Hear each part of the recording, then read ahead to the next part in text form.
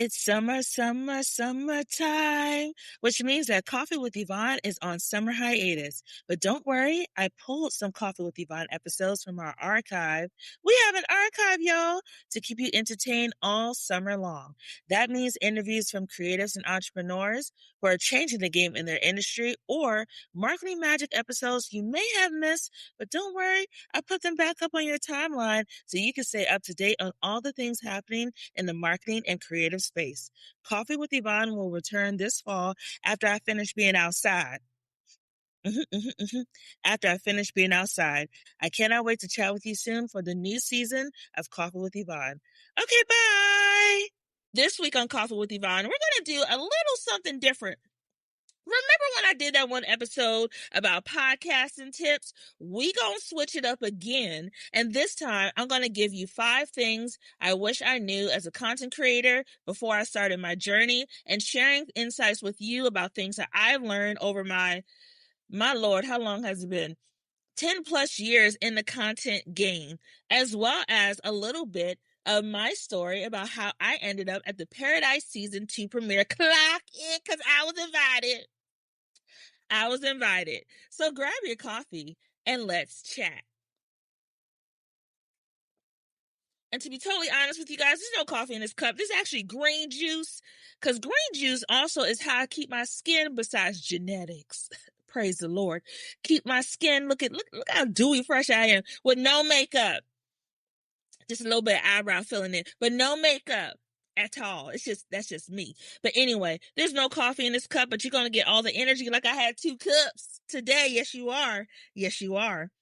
Okay, so first, let's start about my background journey as a content creator. So the year was, Yvonne, be serious. The year was 2011, and if you see me looking down at my screen, it's because I bring notes to the conversation. But the year was 2011. I was fresh out of college because I graduated in 2009. Yes, I am an OG social media content girly. But I graduated in 2009 from college and had a really hard time finding a job. Let me tell you what was happening in these streets in the job market.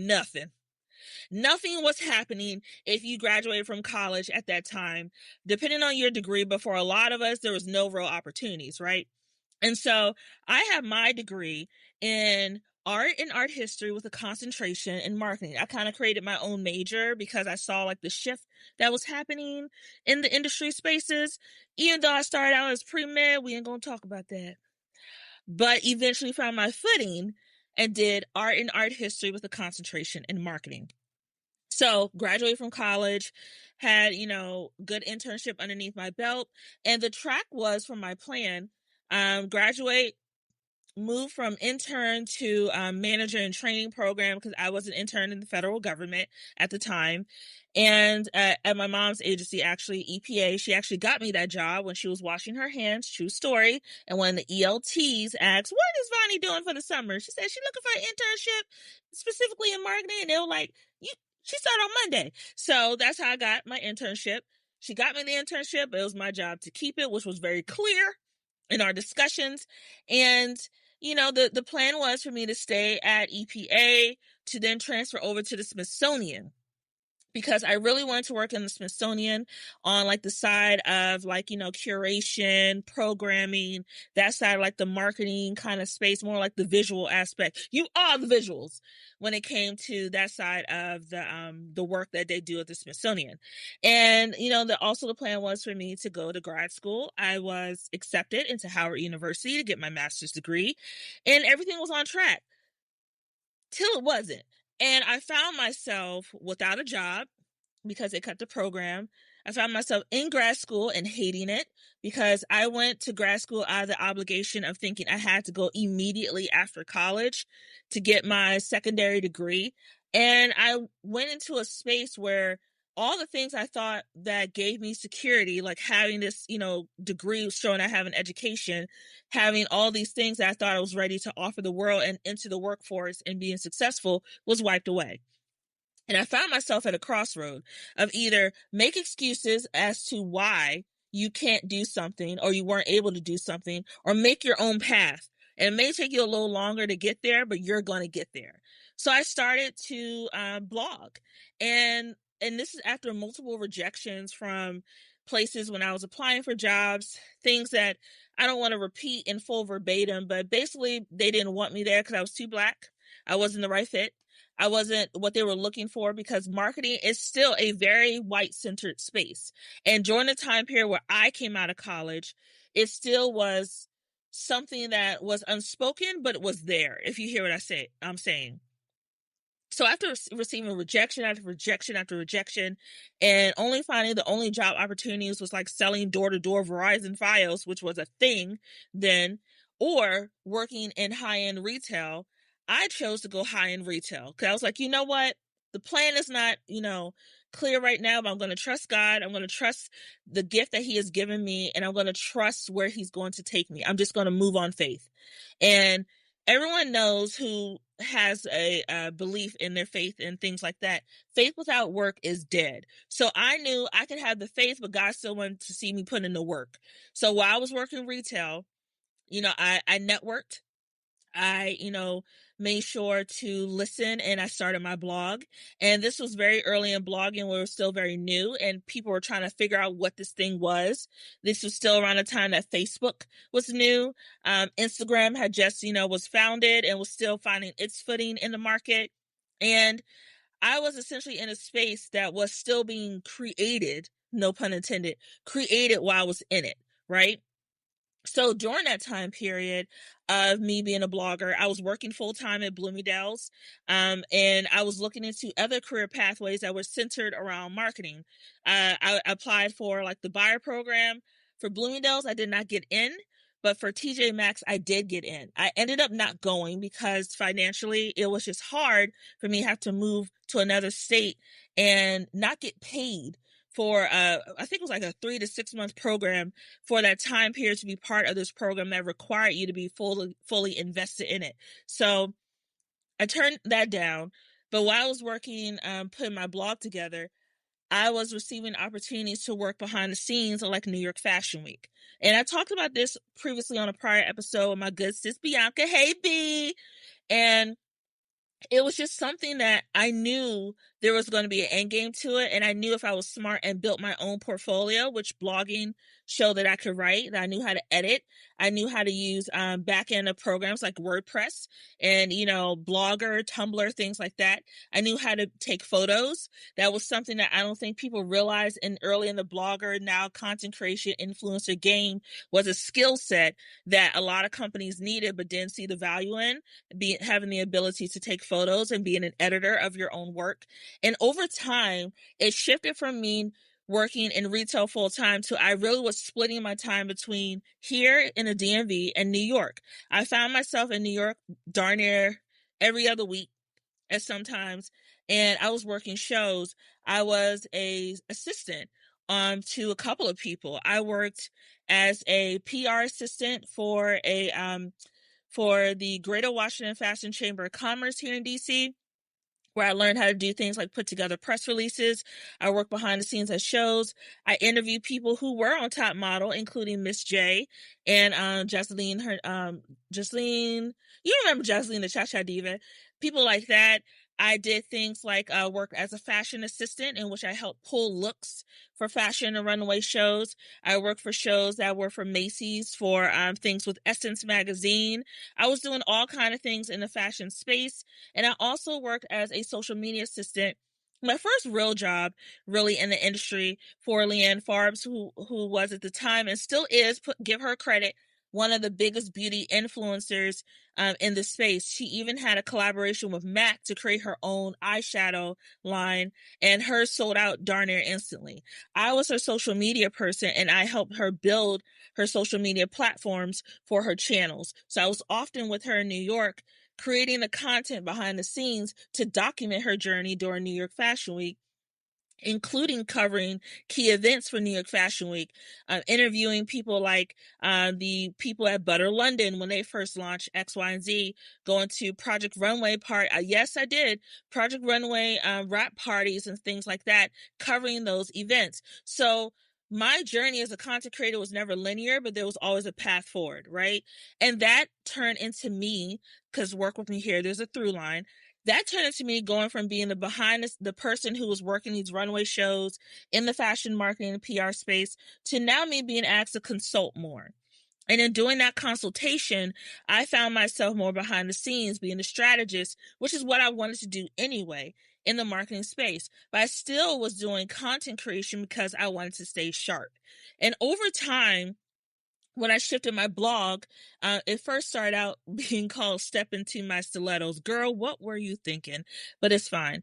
To Pink Doll House. And Pink Doll House, the inspiration behind that was the Barbie Dream House I got when I was 8 years old.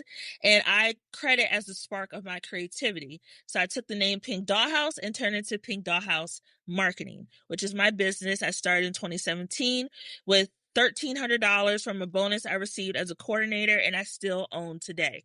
And in that through line, Pink Dollhouse served as a framework for not just my business and consultation and marketing, but also the framework or for the house, essentially, for my content creator journey. Everything that is centered around my content lives underneath that Pink Dollhouse umbrella. The podcast that you're listening and are watching, Coffee with Yvonne, the content I create on my channels, I even went so far as to get it trademarked and registered with the Copyright Trademark Office to protect myself and my work. And while I was building all this over time, I started noticing I was getting recognized as a content creator when you started seeing that shift around in roughly 2020 when people were stuck at home. And when I started taking my content more seriously, I started noticing companies starting to take my content more seriously. I noticed that I was getting different kind of emails in my inbox, saying things like, "We love your content. We would love to collab X, Y, and Z." My biggest collab to date, which is where I'm getting to, is Hulu. Hulu saw a video I almost deleted last year reacting to Paradise season 1. And it was very early in the season episodes. I think it was like episode 1-ish I was reacting to on social. And mind you, I almost deleted this video because it wasn't considered perfect. But something told me, do not delete this content. And I'm glad I didn't. That video organically did about 5,000 views on its own, which was impressive at the time, considering I had less than 1,000 followers on, I think I had less than 1,000 followers on the platform, because I had another video that went viral before reacting to former VP Kamala Harris running for president that did so many numbers, my phone overheated and shut down. Clock it. And so when Hulu reached out and slid in my DMs, I was not only overwhelmed with joy, but also validated. Because I think a lot of times when people look at content creation, they focus solely on how many followers you have and not about the impact you have in what you're doing in the space. And when I saw them request to take my video and share it and turn it into an ad, I was like, sure, did all the little signing, blah, blah, blah. And that video changed everything for me as a content creator. Before, I was just someone, no, not just someone, because I am that girl. Before, I was someone who was working more strategically at the time, just behind the scenes, moving the needle forward for different creators or clients I work with outside of my day-to-day role as a senior marketing manager in science. But in this space, as a content creator, I stand on my own. It's not about anyone else. It's just me being myself. And so that video by itself went from 5,000 views organically with, pretty good engagement.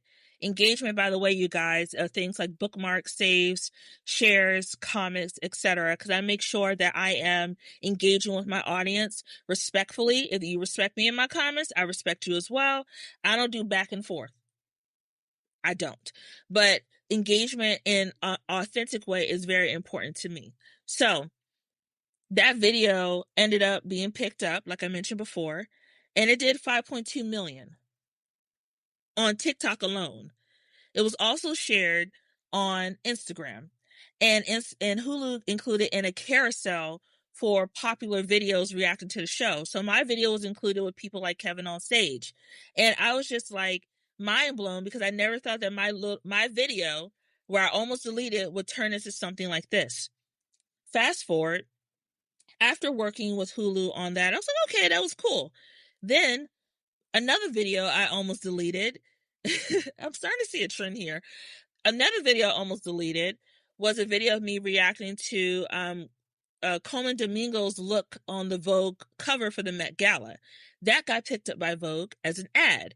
And then another video got picked up by the Today Show reacting to Sesame Street and what was happening with them potentially, getting canceled, X, Y, and Z, and then getting picked up by Netflix. And then I had another video get picked up on Instagram, though. When I went to Le Petit Chef in Brussels, they picked that video up as an ad, and that ended up doing 1.2, 1.3 million on Instagram.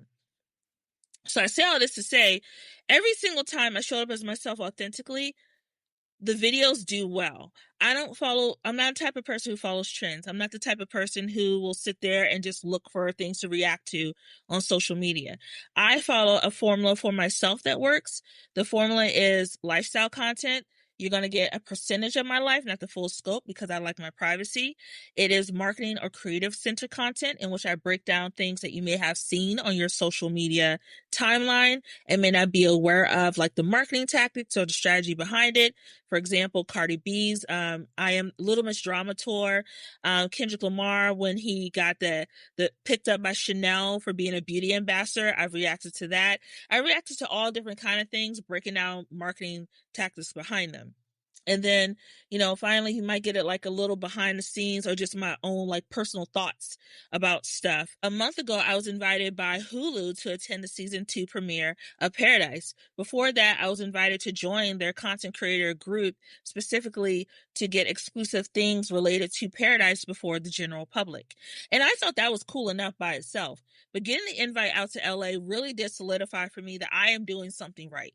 And in this episode today, that's what we're going to talk about are the tips that I have for you about things that I have learned as a content creator that I hope can be helpful for you in your journey. So let's first, and that was a very long explanation that I took a lot of your time to talk about, but let's first talk about the first lesson or tip that I have for you guys. Content creation is a marketing tool. And again, as your favorite marketing girly, I'm going to keep saying this to y'all. These platforms are essentially a visual portfolio for your work to show the world who you are. And showing up authentically is just something that I recommend for people to do, but also showing up consistently is also important. Every piece of content shows who you are, what you stand for, and why people should trust you. Even small posts contribute. And when you think about things like, oh, I only got 200 views, to put it in context, and I know I've shared this before. To put it in context, 200 views, if you are in a room, say for example, you in a movie theater, right? Okay, let's do that one. You're in a movie theater, there are 200 seats. Girl, every single seat is filled and they looking at you. That's a lot of people, isn't it? That's a lot of people.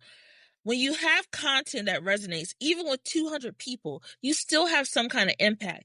Plus, you don't know who is in the room with those 200 people. It could be a talent agent. It could be someone on a marketing PR team. It could be a brand looking to collab. You never know. So do not discount those 200 views. Don't think that you're in 200 views jail because we're thinking small when we should be thinking bigger. The second takeaway underneath that, content builds trust before the transaction.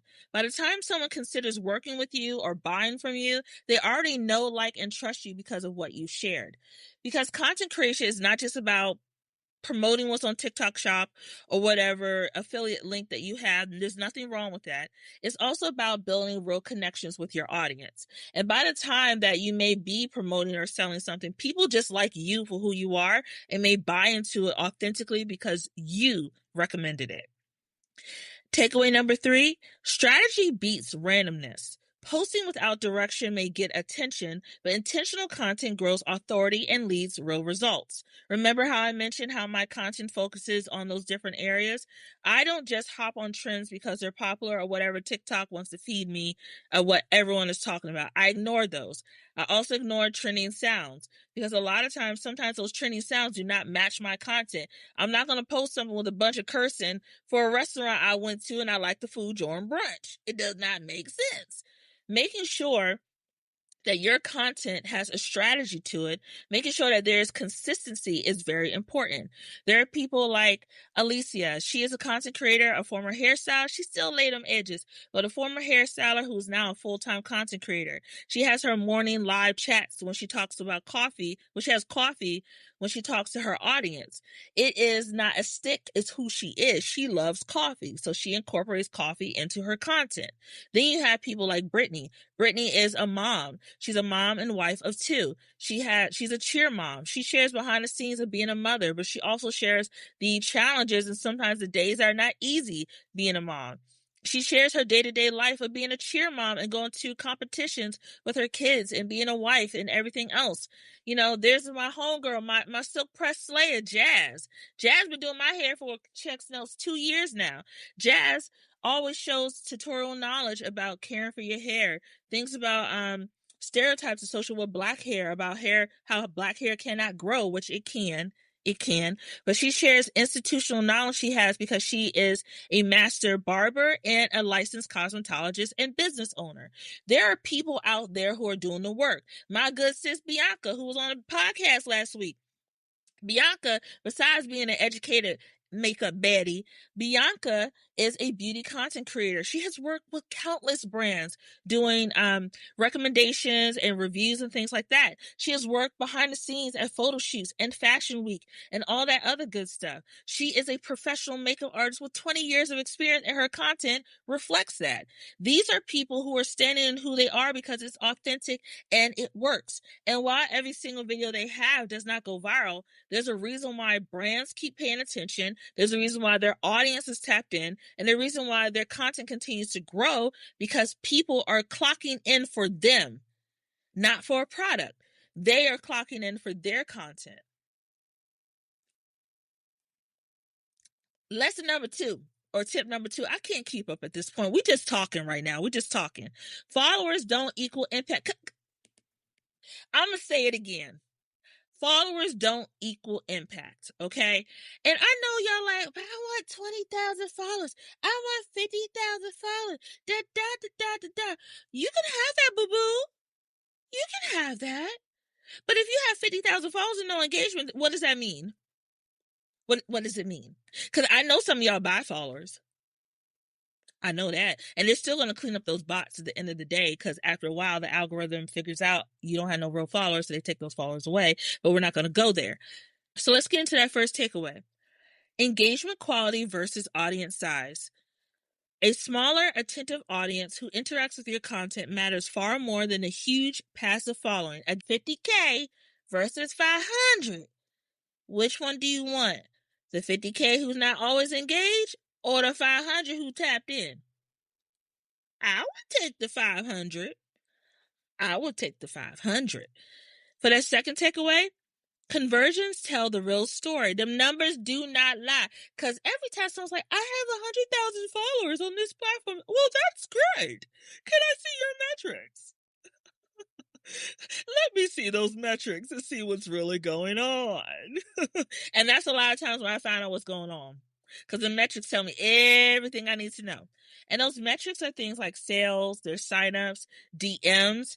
Those are the proof your content is actually moving the needle. Again, don't just focus on the number, the vanity metric. Focus on the actual impact metric, which is those things like DMs, comments, shares, saves, etc. For that third takeaway, depth creates sustainability. Long-term influence comes from meaningful relationships, not chasing fleeting impressions. Again, stop hopping on these trends if that's not what your content is about. Stop hopping on these trends if that's not what your content is about. Because it's not sustainable. It's not sustainable. And I know everyone wants to go viral. Like, I want to go viral. That's going to be cool. Okay, what's the plan after you go viral? What's the plan? Because if you didn't have a solid content strategy of what you're doing already in which you went viral, once you go viral, what's the plan? Do you have anything else to offer your audience, or just that one viral video? Because a lot of people try to keep pushing that viral popularity. I can't say the word, darn braces. I just got them tightened. A lot of people keep trying to push that popularity of that one video and cannot recreate it. So if you come in already being who you are and you just happen to go viral, then my suggestion is introducing yourself to your audience and telling them what your content is about. I did that after my my VP Kamala Harris video went viral on social media, on TikTok specifically. I took the time to introduce myself and my content and invited those who followed me to stick around. A lot of people did stick around. Some people fell off, and that's okay. I was able to continue to engage with my audience because I stick to what the formula is, and it has shown to work. So let's get into that next takeaway lesson number. You know where we are at this point. A strong community beats an inflated audience. For the first takeaway, build community through conversation, not broadcasting. By inviting dialogue, replying to messages, and making your audience feel seen, a community grows into a two-way interaction. Like I mentioned before, things like comments. Comments are the audience actually taking the time to type out something or essentially digitally talk to you, right? If you see a comment and it's positive and it's someone saying something great about your content or they have feedback or whatever, respond. Even if it's just like a smiley emoji or just type a little heart to say that you like the comment. But take the time to respond and acknowledge it. People appreciate when the creator, who they may never meet in real life but had a chance to engage with through this digital platform, actually takes the time to talk back to them, because that then turns that person potentially into a follower. When they see that you're a real one and not just someone who just posts and dips and never engages, when they see that, they're like, I actually like them. Let me keep following to see what other content they have, or dig into their page to see other things that I may like that they have posted. Takeaway number 2, loyalty compounds over time. People who stick with you, I'm staying beside them. People who stick with you become advocates, amplifying your message and strengthening your foundation. And I've had people I follow, since day one, who also follow me since day one. I have friends who are OG bloggers who are now turned content creators who I have genuine relationships with. I may not see them off of my timeline as much as I want to in real life, but I still support them. I still advocate for them. I still follow their content and engage because I have an actual relationship that has built over time and has become really authentic. Takeaway number 3, nurture your core. Focus on serving your most engaged followers. Growth often comes from strengthening your existing audience. That is very similar to the whole thing about sticking beside you, but making sure that, when you talk to your followers, look at their content, right? If you see someone is engaging with you multiple times on the platform and they follow you, girl, follow back. Just go ahead, tap the button, because you never know, that could make someone's day by you following them back, because you're their favorite creator and now they're like, oh my god, my favorite creator follows me. We're digital friends in real life. That's kind of like a conflicting statement, but you understand what I'm saying. But making sure that you're building that relationship and fostering that too helps them to further tap into who you are and then invest in the things that you may have coming down the pipeline. Number 4 for that next lesson / tip, consistency builds trust. Again, we got to show up on these platforms consistently. Consistency builds trust. In that first takeaway, it signals reliability. This podcast is produced every single week. Every single week. And when I am not producing a show that is fresh and brand new, you get Coffee to Go episodes. Those Coffee to Go episodes are repurposed content from prior podcast episodes for you to re-listen to with a fun message while I'm on hiatus. But I am consistent every single week, and I learned my lesson 2-ish years ago when I realized, and actually this was a message from the good Lord, when the good Lord told me, I need you to be consistent. And when he gathered me together, I said, I hear you. I hear you. And the moment I started listening and being consistent, not just on my podcast, but the way I showed up on social media, I saw a huge shift in the way I was received by these digital audiences. So by showing up regularly, that signals to your audience that you're dependable and serious. People know me as a 4-time award-winning marketer because guess what? I am. By being consistent on these platforms, you also show your audience that you're invested in what you're doing as well. And sometimes I know it's hard to show up. I know there are days you're like, I don't want to be on camera. I don't want to do this. It's too much work.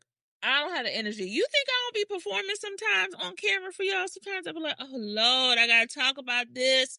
But I also respect the fact that my audience is so engaged with me that they send me things and they're like, hey, we'll love your take on this when it comes to marketing. We'll love your opinion on this when it comes to XYZ. If my audience is asking that of me, I'm going to show up. I'm going to do my best to show up, but I'm also going to be honest with my audience when I am struggling. There are times when I struggle. There are times I've cried on this podcast before. Y'all know why. If you're an active listener, you know why I cried on this podcast. I am honest. And when people understand that, there's emotional intelligence also attached to that too. When your audience is understanding what you're going through, whether you're having a good day or a bad day, they're like, you know what, girl, I'm locked in with you too. Tell us what you need. Come back when you're ready. We're going to be here. And that's because when you're consistent, your audience has an actual community with you. And then in that final takeaway, systems protect creativity. By batching content, planning ahead, and setting boundaries, making consistent creation sustainable without burning out, you're playing the long game and not the short one. Takeaway number 2, authenticity is strategic. People connect with conviction. Sharing what you actually think builds trust and sets you apart. Like I mentioned before, my podcast also focuses on marketing. So when I'm creating my content where I do my marketing magics, where you see me go like this on a green screen, it is my way of building thought leadership. And by being authentic and tying that into thought leadership with marketing, I am able to then reach a broader audience because content creation is not the end game for me. This is essentially a platform to get me to the next level. Same thing with this podcast. Takeaway number 3, sustainability and going viral are two different things. Focusing on creating content you can maintain long-term rather than chasing one-off viral hits is something that I have said time and time again and repeated it multiple times in this episode. Have a sustainable practice when it comes to your content. Don't just go off what's viral. Don't just go off what everyone else is saying, because guess what's going to happen when you go off what everyone else is talking about? Your content is going to get lost in the pool of everyone else. There's nothing that sets you apart. You may be funny, you may be different. Yeah, that's great. But what do you have beyond that? If you just keep being a person who is jumping on every single trend, it's like, okay, so you're the trend person. What's next? Unless you have a differentiator where you bring in your own personal insight that's not just about staring at mess, but it's actually about, being someone that we want to listen to, then that's what makes you different. But if you're just going to be someone who I could just easily swipe and hear the same thing on the next video, I don't want it. And a lot of people don't want it either. The last thing I want to add, just a little bonus for some razzle dazzle. Use the permission not to be everywhere. And I know people are like, in order to be effective, you got to be on every platform. No, you don't. No, you don't. Being honest, I am the kind of person where I was like, okay, when I was early in the game, I had to be on every single platform. Now I mainly focus on building my platform strategically and smartly. There are a bajillion social media platforms out there, but the main ones, you have Facebook, Instagram, TikTok, X. His mom named Clay. I'm gonna call him Clay. You also have Threads now, which is a container, Snapchat, Reddit, and Substack. I count Substack, as well as YouTube. I'm not on every single platform. I had a Substack before. If you noticed that, I had a newsletter. I tested it out. I felt I was stretching myself too thin, and I didn't need to have every single thing to talk about, the podcast. I just wanted to be more strategically focused. But I get back to my point. You don't have to be on every platform to be effective. Build your audiences strategically about what you want to talk about and who you want to engage with. You also don't have to post every single day on the platform. Now, I know Kev on stage likes to post 3-4 times a day. That works for Kev. That does not work for me because I will get burned out very quickly. And even if I post on TikTok 1 to 2 times a week separate from the podcast promotion, that is enough for me. That's the way that I like to show up. You show up in a way that's best for you, but don't feel the need to be that person who is on every platform every single day. Your light is always active green for people to see that you are online. Because after a while, it gets hard to keep up with that level of production. Mind you, content creation takes time. I don't care if that video is 5 seconds or 5 minutes. You still have to edit it. You still have to post it. You still have to write copy, all this other stuff. That takes a lot of energy to do. Please give yourself grace. If you want to start with just one platform and see how it grows and see how your audience responds, and then tool, and refine from there and maybe add another platform, that is perfectly fine. But do it at the pace that makes sense for you, your content creation journey, and what your audience is actually looking for. Coffee with Yvonne is produced and edited by Yvonne Pearson. Coffee with Yvonne is created by Pink Dollhouse Marketing. You can catch the latest episodes by subscribing to Apple Podcasts or wherever you get your podcasts.